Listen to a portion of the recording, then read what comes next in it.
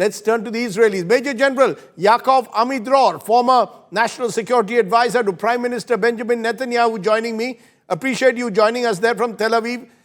This dramatic announcement, General, of a ceasefire by President Trump seems to have at least pressed the pause button on the missile strikes that were going on each other's country, but it seems to be very fragile.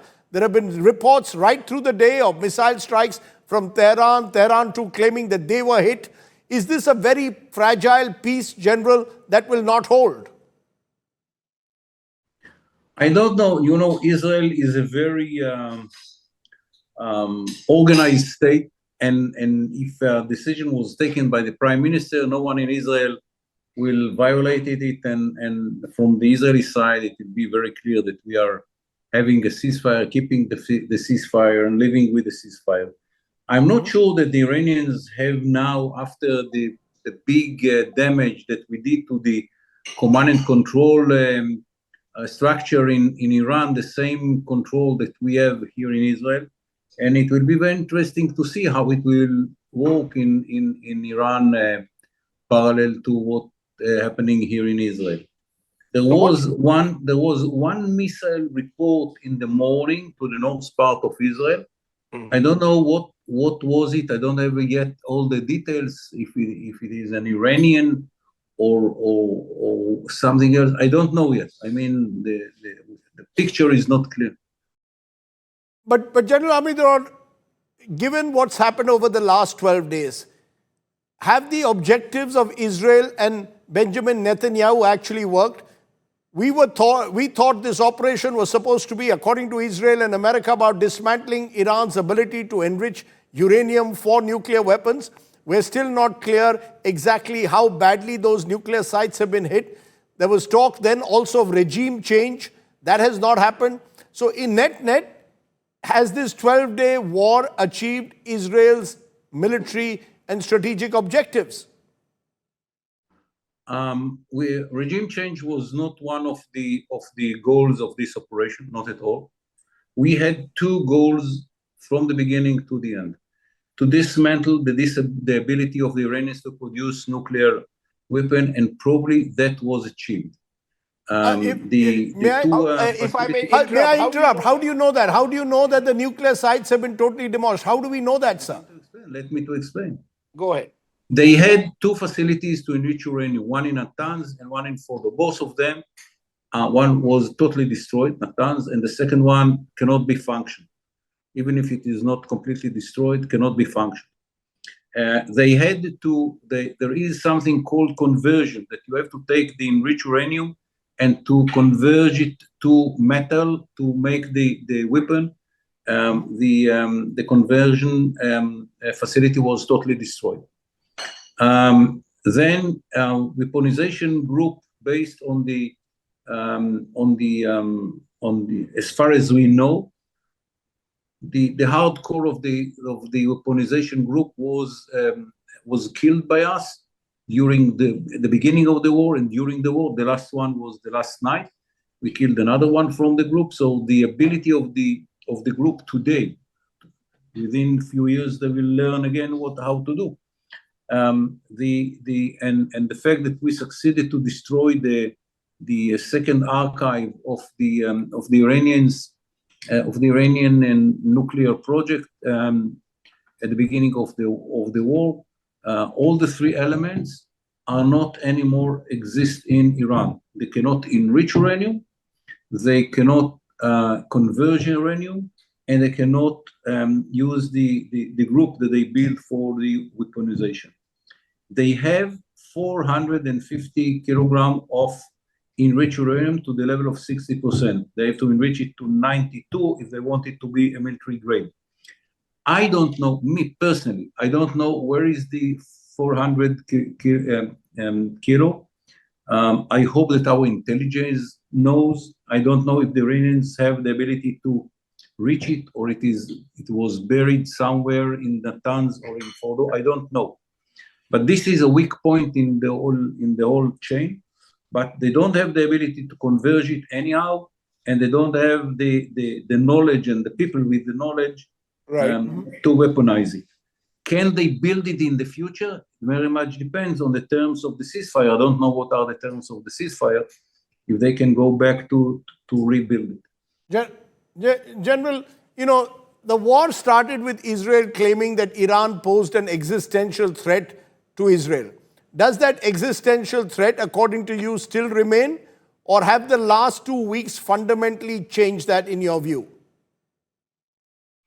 It was changed, but it very much depends on what was agreed about the future, if Iran might come again to be a threat to the existence of Israel, if they will have the ability to re-enrich uranium and to build the nuclear project, we might face within few years the same threat, and we will have to go back to make the same operation again. But General, you worked very closely with Benjamin Netanyahu. Critics of him say that Netanyahu is the one who's been pushing West Asia, America, and Israel into war. He's the one who's really driven this entire campaign. He's pulled the strings, he pulled America into it. And as a result, it is Netanyahu who's created a more unstable Middle East by his constant attempts to wage war against countries in the neighborhood. How do you respond? I'll say that it is nonsense. The war was imposed on Israel by the attack of Hamas. A day later, Hezbollah entered to the war, attacking Israel. The Iranians launched the first two big operations against Israel. Around 500 projectiles had been launched by the Iranians before we attack Iran into Israel. So but sir, all these claims are nonsense and are not connected totally to the reality. But no, sir, you're saying it is all nonsense to say that Netanyahu has driven this war. But isn't it true that regime change was his objective? He wants the Iranian regime to collapse. That's not happened. Several Israeli leaders, including your defense minister, have spoken about regime change.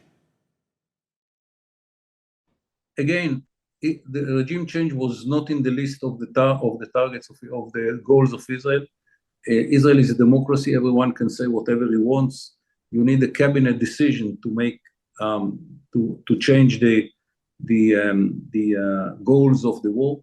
There was not any such a decision by the cabinet. Every minister can say if he has a private vision, it's okay. He cannot impose it on the state. It's a democracy. And regime change cannot be achieved by Israel because there is no any real big opposition or known opposition in Iran, and we cannot decide for the Iranian people who will control Iran. But let me ask you, sir, I asked you about Gaza, sir. More than 50,000 people have died in Gaza. Do you believe that war also needs to end now? It's a proportional, from my point of view, it's a proportional reaction, because it was initiated by Hamas, and we are fighting Hamas, and everything that we are doing to Hamas is not enough proportionally for what was done by Hamas in the 7th of October.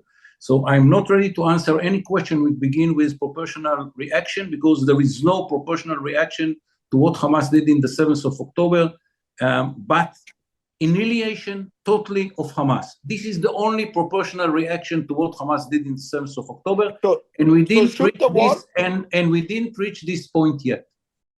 Let me ask you one final question then, General. Net, has the last 2 weeks established Israeli dominance in the Middle East, or has they left the entire region even more fragile than ever before?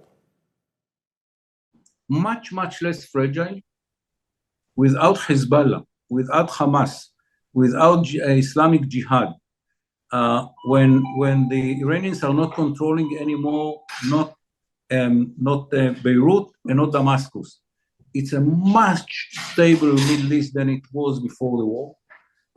It's not Israeli dominance, but Israel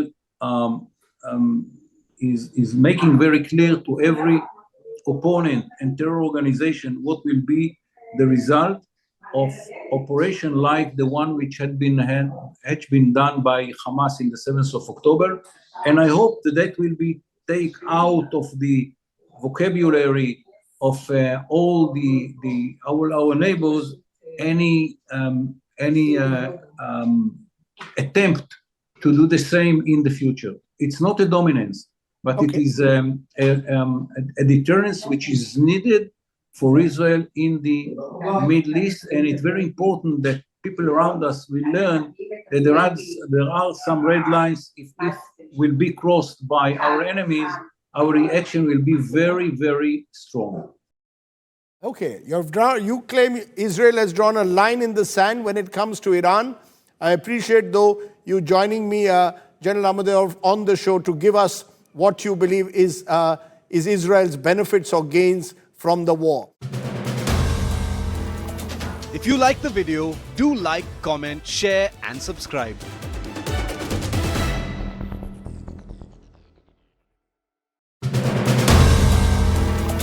If you like the video, do like, comment, share and subscribe.